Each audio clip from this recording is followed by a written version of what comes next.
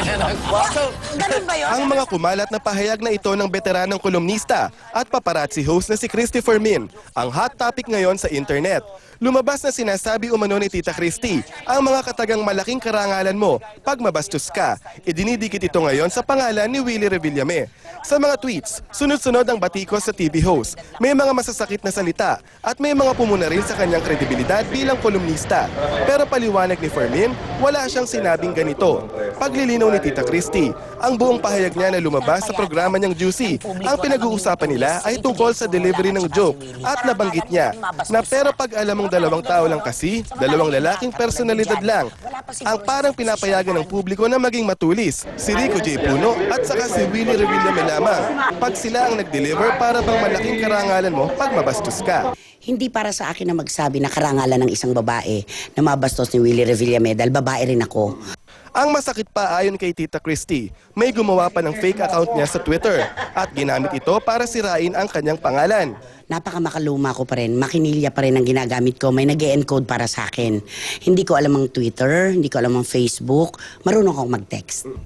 Sa kabila nito, wala raw balak si Christy na magsampa ng reklamo sa mga taong naninira sa kanya.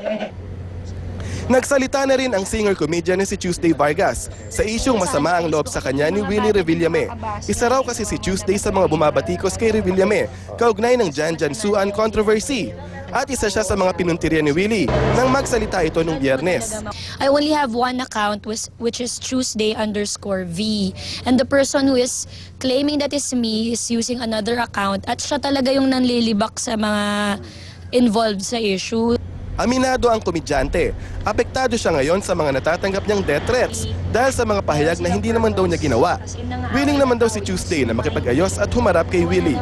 Kung meron man tayong dapat pag-usapan, kuya, ako po mismo ang lalapit sa inyo para tayo pong dalawa yung magkaliwanagan. Jeff Fernando, News 5. May bagong buwelta naman po ngayon ang kampo ni Willie Revillame sa isyu ng pagsasayaw ng batang si Jan Jan Suan. Hirit nila, bakit mukhang may konklusyon na ang mga doktor na susuri sa bata kahit hindi pa tapos ang investigasyon sa reklamo? Trish Roque, ikwento mo. Umalma ang ama ni Jan Jan Suan nang muli silang tawagan ng DSWD ilang araw na ang nakakaraan. Si Jan Jan, ang 6 na taong gulang na bata, na sentro ngayon ng kontrobersya matapos ang sayaw niyang ala macho dancer sa programang Willing Willie. Gusto nila kaming papuntahin sa DSWD para sa kay Jan Jan sa counseling. Sabi ko, parang nagpunta na rito yung mga taga DSWD, okay na kasi may statement na ako na. Ayon sa text sa kanila ng social worker ng DSWD, ipapasuri raw ang bata kay Dr. Lourdes Carandang, isang prominenteng child psychologist sa bansa. Pero sabi ni Jojo, nalaman na nilang sinulatan na raw ni Dr. Carandang ang MTRCB matapos niyang panoorin ng video ng pagsayaw ni Jan Jan. Sinasabi raw sa sulat ni Dr. Carandang na nakaranas ng child abuse ang bata. Ang tanong ni Jojo, paano nagkaroon ng konklusyon si Dr. Carandang gayong hindi pa niya nakakausap si Jan Jan? Nako, baka kunin nila si Jan Jan. Yun ang malaking kinatatakot namin. Ito rin ngayon ang tanong ng mga abogado ni Willie Revillame. She made this conclusion of child abuse without even seeing nor interviewing the child, seeing or interviewing the parents. A psychologist, to my understanding, can only make conclusions based on factual findings. Sabi ni De Vera, nakapaloob rin sa sulat ni Carandang sa MTRCB ang pagkakaungkat sa mga naging kasalanan umano ni Revillame, kabilang na ang pambabastos umano niya sa libing ni dating Pangulong Cory Aquino at ang nangyaring stampede sa Ultra noong 2006. Hiniling din niya sa sulat ang ad pull-out sa Willing Willie at ang pagpapataw ng mabigat na parusa sa programa. Ang tanong ngayon ng kampo ni Willie, bakit si Carandang pa ang kinuhang psychologist para kay Jan Jan, gayong may koneksyon raw siya sa ABS-CBN bilang consultant at regular lecturer? Hindi naman siya nire-request ng parents ni Jan Jan na siya maging counselor. Secondly, she is the least qualified to conduct a counseling because she already made the conclusion of child abuse. Kinumpirma naman ng MTRCB na sumulat nga sa kanila si Dr. Carandang, pero hindi raw ito ang naging basehan nila sa investigasyon. Hindi po sa child abuse ang trying dito sa MTRCB ang trial. Tungkol po ito dun sa possible indecent at immoral na napalabas. Paliwanag naman ng DSWD, kinuha nila si Carandang dahil sa kanyang kakayahan bilang premyadong child psychologist. Si Dr. Hani Carandang, kilalang psychologist na kinikilala hindi lang dito sa ating bansa, pero sa iba pa pong mga bansa. Sinubukan ng News 5 na kunin ang panig ni Dr. Carandang tungkol sa mga isyong inilabas ng kampo ni Willie. Pero sa kanyang maikling sagot sa pamamagitan ng email, sinabi niya na ang DSWD ang nagpaset ng appointment para masuri na si Janjan kaninang umaga, pero hindi raw sumipot ang pamilya Suwan. Maliban dito, tumanggi na si Dr. Carandang na magsalita sa iba pang mga isyu. Nakatakdang magsampa ng isang motion to intervene ng kampo ni Willie sa gagawing investigasyon ng MTRCB bukas. Trish Roque, News 5.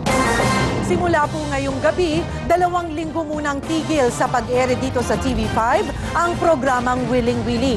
Ito po ang napagkasunduan ng TV5 at ng Will Productions habang nakikipag-usap pa ang kapatid network sa MTRCB, KBP at Philippine Association of National Advertisers para sa mas konkretong panuntunan sa paglabas ng mga bata sa mga programa sa telebisyon. Gagamitin din po ng TV5 ang panahong ito para ayusin ang panuntunan sa mga programa nito. Ang Willing Willie naman gagamitin ng 2-week break para mas mapaganda ang programa sa pagbabalik nito. Papalit sa time slot ng Willing Willie ang Primetime Super Cine at Magic Gimmick.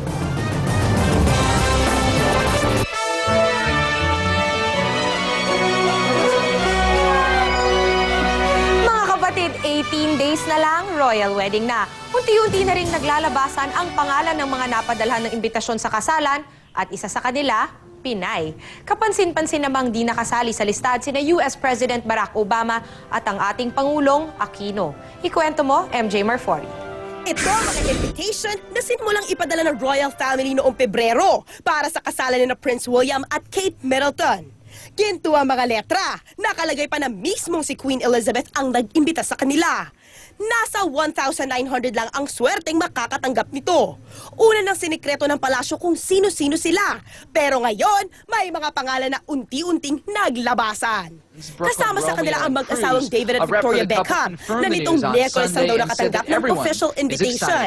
Naging close si David sa prinsipe nang magkasama sila sa South Africa World Cup noong 2010. Nachismis na rin noon na posibleng si Victoria ang designer ng wedding gown ni Kate.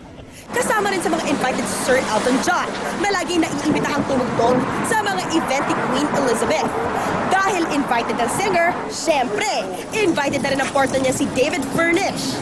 Imbitado rin ang kontrobersyal na R&B superstar na si Kanye West. Naging friends kasi sila ni William mula nang tumugtog si Kanye sa isang tribute concert para kay Princess Diana noong 2007. At alam nyo ba, isang Pinay din ang maswerteng naabutan ng imbitasyon. Hindi siya politiko o celebrity, kundi ang dating yaya ni na Prince William at Prince Harry. Siya si Araceli Piccho, tubong Bacolod. Una siyang namasukan sa London bilang nurse nang kunin siya ni Princess Diana para maging nanay ng kanyang 2 anak. Bukod sa pagiging yaya, trabaho rin daw noon ni Nanay Araceli na gisingin si Princess Diana tuwing umaga. Sa ngayon, nasa London pa rin siya pero iba na ang amo. Pero sinabihan naman daw siya ni Prince William noong 16 years old pa lang ang prinsipe na kukunin niya ulit si Nanay Araceli kapag kinasal na siya. Si Nanay Araceli ang kauna-unahan at kaisa-isang Pinay na naging empleyado ng royal family. MJ Marfori, News 5. Ang TV5 po ang exclusive partner ng Independent Television Network, ang Royal Wedding Channel sa UK na may pinakamalawak na coverage ng kasal ni na Prince William at Kate Middleton. Tutok lang dito sa inyong kapatid network para sa mga exclusive at komprehensibong report sa pinakaabangang Royal Wedding. Hindi. Swerte si Nanay. Oo, Nanay Araceli. Araceli. Swerte rin kami, baka ma-meet namin siya. Sino kayo? Baka may papasabi ka. May papadala ka. Prince William. Ay, pakumusta mo na lang ako. Sabihin mo, kumusta? Baka yung may mga souvenir siya ron. Di ba maghahagis ng bigas nun tsaka Maria? Maria talaga. Maria. Mga gold naman. Baka naman yung Oh, ganyan. hindi bigas. Baka Diamante. mga oat. Hindi ka naman makakalapit. Kakaway sila. Sigurado yan. Kakaway. Okay. Sige, panoorin ko na lang kayo rito. Araw-araw. Wala ba kayong dalang makeup artist? Gusto mo sumama? Gusto mo sumama?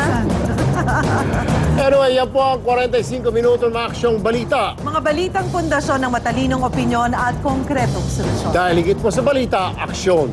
Susunod na po sa Action TV ang andar ng mga balita at dito naman sa TV5, Primetime Super Cine at Magic Gimmick.